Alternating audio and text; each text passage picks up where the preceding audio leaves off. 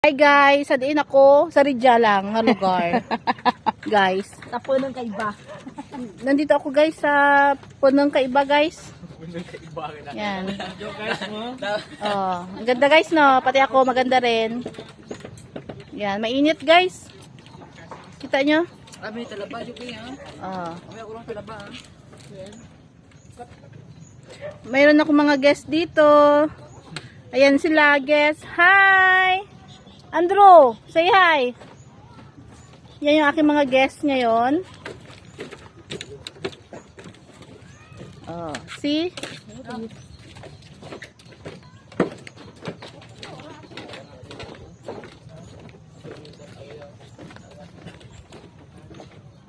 Oh, yan yung maliit naming cottage. Maliit kami may, yung malaking pala.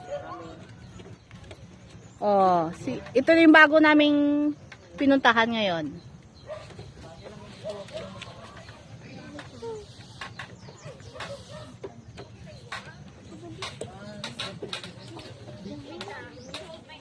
Bye guys. Hindi, may ano. Mag-entertain muna ako na aming mga bisita. Bye.